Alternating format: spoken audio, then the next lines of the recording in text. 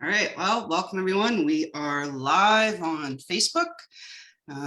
This is our first Town Talk Live with Mayor Rob Balay. Congratulations. We've seen each other, we've spoken since the election, but not in this forum. So congratulations. Well, thank you very much. I can't believe that, it's been almost 2 months already. So time has flown by quickly, believe me. Yeah, I mean, well, since the pandemic started, this last 21 months has been the longest 10 years of my life. So I can relate. yeah. I think we all can. Yeah, you were a counselor before, so you knew what you were getting into when the election started. So I can't feel too bad for you because you were aware. Yes. But it's still going to be a big job. This is true. But let's talk about you and some of the council had a meeting today with someone. Who was that?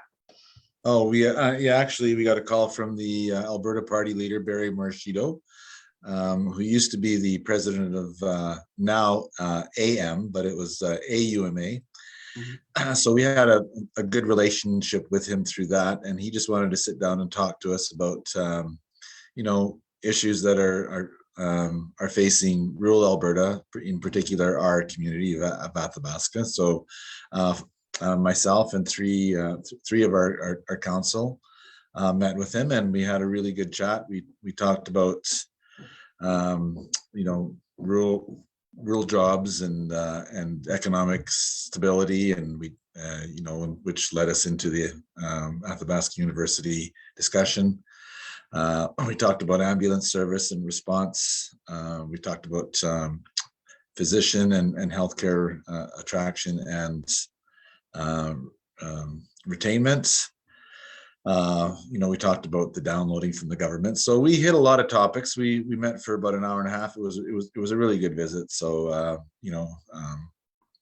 I'm glad that he and we were the first community that he's visiting. So that was a bit of an honor, I thought. So sorry, they reached out to you? Yeah, actually, yeah. Oh, okay. So I contacted Mr. Marchito at the AUMA conference, yeah, and talked about a few things, and then he gave me a call and said, I'm coming that way. I'd really love to sit down with you. So we made it happen. We made it happen. Your very rousing and passionate speech at the convention, I presume, about Athabasca University. Yeah, that did raise a few eyebrows, and right, so including his.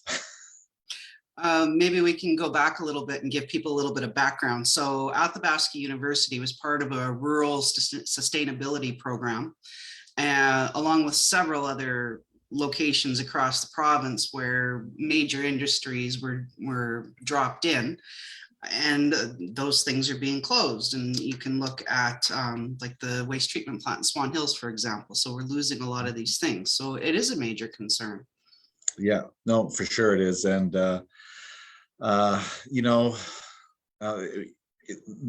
it was created to enhance rural Alberta and the sustainability of rural Alberta and jobs. And back in 1984, the Lougheed government brought Athabasca University here for that purpose.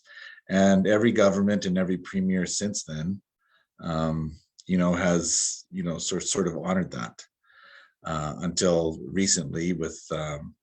And it's not that Athabasca University is moving, but just the shift to near virtual will have an impact on long-term sustainability of jobs and our ability to compete.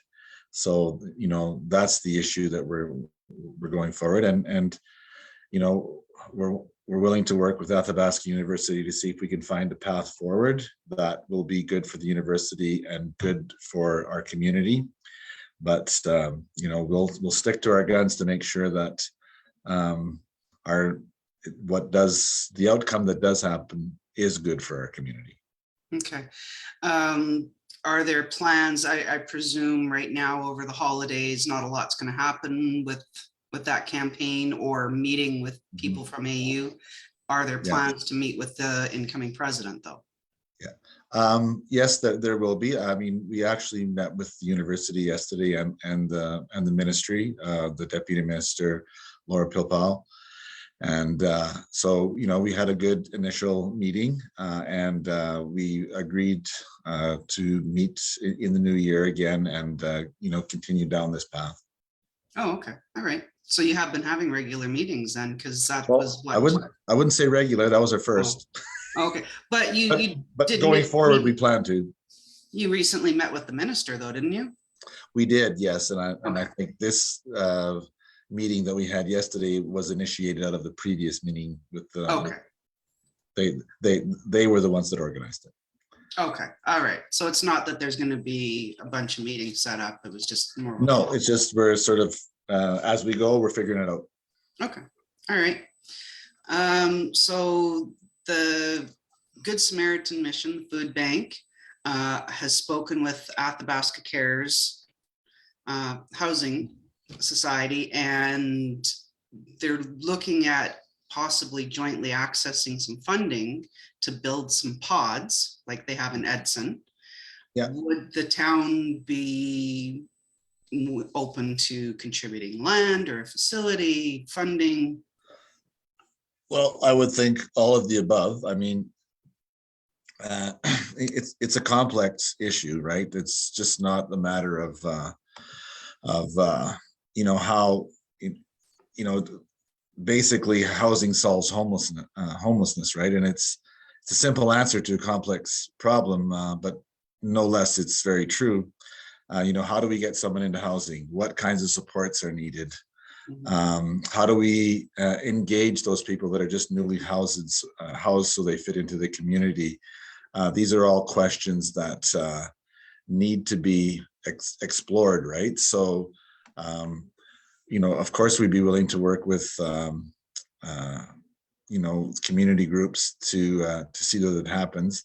I mean, we have to continue lobbying the government, because this is an issue for the provincial government, right? And it's multifaceted, so yeah, we would work with FCSS Cares, the Good Samaritan Mission, and if we can find, whichever way we can partner with that, we'll try and find a way to make that happen. We're a compassionate community. We want everyone in our community to be safe. That's I can't make any promises, but I mean, of course, we're going to look at whatever we can to assist. Right. Yeah, and to be fair, pods are just a temporary out of the storm sort of. They don't actually fix any homeless issues. So, no. But it's a start and keeps people alive. Exactly. Home hardware cleanup, that looks like it's progressing. Yeah, so the issues were permit, and the permits were issued, and the contractor came in and got that done. There's still some more work to be done down there, but it looks a whole lot better. And we're excited about the new development that will go there. And so I can't say much more than that at this point, but that won't be happening till spring. Okay. Due to a couple of factors, but yeah, it's we're excited about progress on that front. Okay, well, that's interesting. So something will be going there then. Yep. You heard it here first. I didn't know there was a basement. Drove by the other day. I mean, now it's probably filled with snow, but I didn't realize there was a basement there. Yeah, that's from the very original Revelstoke building. And I was talking to the contractor, an interesting story. He said that concrete, I forget how old it is. And he says it's better than any concrete that we make today. He said it was amazing how hard it was to break into that. So wow, that's back when there was really good materials around, I guess.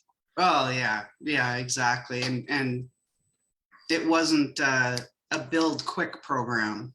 Get as many up as you could as quickly as possible. Muskeg Creek Trail decorating. There's a little community spirit. Yeah, that's great to see that happening. So I remember last year walking the trails, and it just kind of puts a smile on your face when you see that, to know that people are taking pride in their community and taking the time to do that. And we can expand it a little bit more because we have a new safe bridge to cross, where last year it was cross at your own risk, that's for sure. So so I just encourage people to come and take advantage of that. And hey, heck, if you want to bring some decorations, add to what's there already. That'd be beautiful. Future plans, because there are, what, 2 bridges that will need to be replaced eventually? Yeah, the next bridge that will be scheduled to be replaced will be the South Bridge now. We're going to sort of, there's nothing that's been finalized in the budget yet. We'll probably see how it makes the winter and go from there. It's going to be a tough budget this year. And as far as capital projects, well, our MSI funding from the government got slashed by 60%. So Okay. that's significant. So You want to explain what MSI funding is? So that's the Municipal Sustainability Initiative. So that's a per capita grant that we get from the government, and where in 2021 we received a little over 800,000, while we're getting less than 400,000 now. So basically what that means is we have to delay projects. We don't have a bunch of reserves that we can put into there, and we don't want to go deeper into debt yet until, we're willing to look at that eventually once some of our existing debentures come off the books, to, sort of close the gap on our infrastructure deficit. And we may have to look at doing a much larger project and actually borrowing for it and debenturing it, like we've done in the past a couple of times. But that's all going to be part of our 10-year capital plan and going forward. So budget's going to be really fun this year. So MSI funding is going down, but requisitions from the government have gone up, right? Yes. You're contributing more. Yeah. So the MSI funding is reduced for the next 2 years, and then there's a pledge to put it back to what it was in 2000 and pre-pandemic.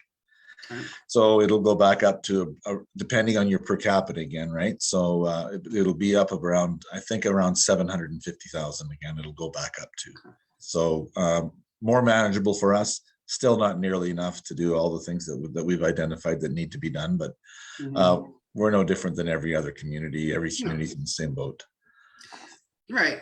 But we don't live in every other community. No, and we care about so what that means boils down to is getting the best bang for every buck that we get. And so we've got to make sure we plan properly, and we do all our due diligence. And when we do projects, it's, the most efficient way we can get them done.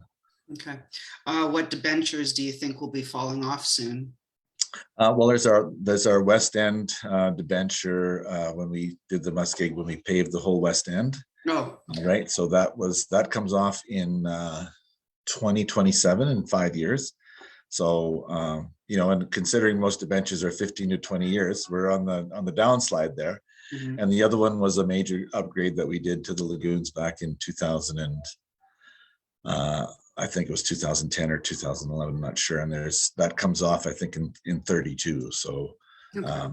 And that's a fairly large one. So but we just ended up putting a one back on for the intake project, right? We weren't expecting to have to spend that much money. Mm-hmm. Our community has to have water. We had no choice on that, and so that meant for us going out to borrow money to make sure that our community is secure for the next 50 years with a water supply. Great. So I guess basically we're looking at no major projects, emergency only sort of thing. Yeah, I mean, that's basically what we'll do, or what we may do is combine this year's MSI with next year's and do a bigger project 2 years from now. There may be a couple little ones that we have to do that will maybe dip into that, but to me that makes more sense to sort of keep it for advance it to the next year and do a bigger project. Okay. All right. So you don't have to spend that MSI funding that year. No, no, you Okay. don't have, well, you have to, there is a deadline for how long you can bank it, but yeah, you're allowed to bank from year to year. Okay. All right. Uh, beautification of Main Street. There's a couple buildings that looked rather derelict. Mhm. Is this a concern when we're trying to draw medical professionals, other people into the area? Yeah, well, I would say yes, of course it is. Uh, that's one of the things what we talked about a little bit at our retreat was that how can we address that in a more timely fashion than we currently are? So we are going to look into our bylaw and see if we can tweak that to give us more flexibility and I guess actually more authority. It's not an easy process. It's a long process to when you're seizing property from from an individual. So you just can't go and do that. There's a process to go through.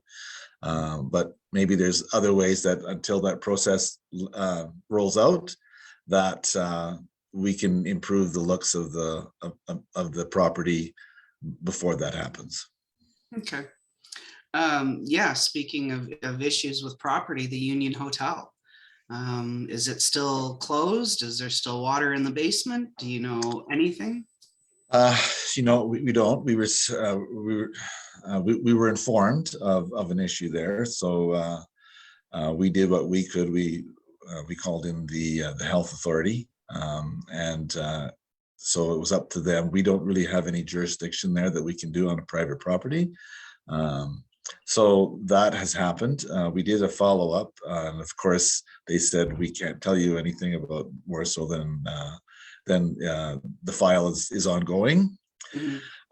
So that's about all we have to report for now. I mean, it was still closed, or the bottom portion of it was last week. Last time I was there, so I haven't been there this week yet.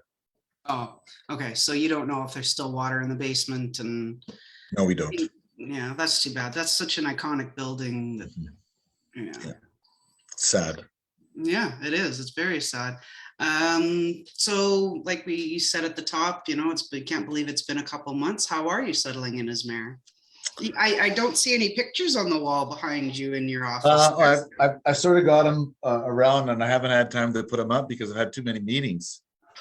Okay. So I won't let the staff do it. I mean, I would never make them do that for me. So I'll get it done eventually. So I've got them all here to put up, Okay. but seriously, it has been a little busier than I thought with the amount of meetings. A lot of it has had to do with the university and the campaign and that, but it's still I'm still really enjoying it. So we have a good council to work with. Our staff is awesome here in the office, and we have a great public works and parks staff. Our volunteer fire department, can't say enough about them. So we're pretty lucky. Our community, we're pretty tight knit, and that's always a nice situation to work with. Oh, definitely. Um, I think, do you have any personal as mayor, short-term, long-term goals that you Mhm. thought about before you took on the role, or you just kind of Well, go on with the flow? Well, I mean, right off the bat, you kind of go with the flow because it's so busy and so hectic. But I mean, one of the things that is difficult of a period that we've gone through the pandemic, through our economy being on a downturn, and now inflation hitting us a little bit. I still think we have to look to the future and find ways that we can save money long term. So, I think we still have to be willing to invest in projects that will provide us long term savings, like some of the things that we're doing at the multiplex. But one, let's say a solar program on the roof, right? That can maybe save us $120,000 a year over 30 years. Well, that's very significant. So, we need to be able to want to invest in that. And sure, it's going to cost us some money, but we're going to make life a whole lot easier for councils down the road in doing things like that. Mhm. And, so I want to do things like that. I want to work for sure more collaboratively than we even have in the past. With we just had our first joint council meeting in Boyle between Boyle and the village and Athabasca County. Went really well. I think there's a really willingness to look at doing some things collaboratively that will hopefully attract some interest in our community. So, that's always encouraging to see that we're not the only ones that are thinking along those lines. And, I think also as far as the healthcare professional attraction and retainment, I think we've got a few things that we want to do. And I think, I don't know if it's going to happen, but if there are some exciting things that we're looking at. We've invited the MD of Opportunity and the Buffalo Lake Settlement, Métis Settlement, to join us on that committee, because this is a regional thing, right? And so we want to include everyone and be partners with everyone and make the greater community the best for everyone that it serves. Is there an announcement on doctors or? Well, we had just recently had a doctor come to Boyle, so that was the first one, and there's two more that are in the queue that have been approved for here. So once they go through their certification and or complete their commitments where they're previously at and move here, there will be two more joining us. All right. I noticed that at the multiplex meeting, there was a motion made for a family package to be given to them. That's a nice incentive. Yeah, so we wanted to do that, and actually the golf course came through as well, and is offering a membership package as well, a 1 year one-time thing. So, I mean, sometimes little things like that are the difference in someone choosing your community or not. So I was happy to see that our community was willing to step up and do things like that. And that's even more the committee, once it's formed, will be trying to look for even more things like that to do. And that's going pretty good. There's an ad out right now for public members to serve on that committee. I would encourage some people who are passionate about that to put their names forward. We're going to need, we want 4 public members at large. So far, we've had 2 people put their names in, and very excited about that. They're going to be great on the committee, but I would like many more to apply so that there's more to pick from. It'd be awesome. Right. And if people think that they aren't qualified, that's not true. You live here, your voice should be heard. So, don't care about your community. You'll be an asset on the on that committee. Yeah, you don't have to have a background in medicine or anything. Oh, no. I mean, because it's far reaching. I mean, it's putting social things together. It's welcoming the doctors and their families, and not just welcoming them once and forgetting about them, but making sure that they hear that all the time. Yeah. Yeah, the medical community here is fantastic. So I know that there's a student doctor working at the hospital right now. He's great. He very embarrassingly said, "Oh, I'm 30 years old and I'm a student doctor." And I laughed and I said, my father-in-law was 50 when he went back to school. He had a PhD in linguistics, and then he decided to move back to Alberta, to Barhead, where there's no universities. So he became a medical doctor at 50. So I said, 30 is young. That is quite ambitious. It is, yeah. Kudos for that. Yeah. So yeah, we had he's passed away now, but yeah, we got him personalized license plates that said Doctor. Nice, so, nice. Yeah. Does it say the old coot or no? I guess I shouldn't say that. That's not no, nice. he was though. He would laugh at that. But yeah, like don't ever think you're too old to do something, I think is what I'm trying to say. Yeah. It's like, yeah. Very true. So it's nice, like being under the rep program. The Edwin Parr Composite held 2 nights of a very successful play, almost completely full in the Nancy Appleby Theater. Christmas parties, I notice, are being booked and stuff like that. Do you think that that program has kind of helped us get back to feeling near normal, or are we getting back to normal? Well, I guess the one thing it does allow is it allows your facilities to run it at full capacity, where if you're on the 1/3 capacity rule, it doesn't, and it affects you that way. You know, I also feel for the individuals that you know, everyone has a right to make that choice, and you know, it's a difficult position that the municipalities are put into. I mean, this is a public health issue, and the province is the ones that's supposed to be dealing with public health issues and making decisions, not giving, say, you can pick from one of these two and make your community do one of them. So you know, I was not happy about that, and at AUMA there was, you know, a very consolidated lobbying effort to the government to let them know that municipalities and towns weren't happy with that.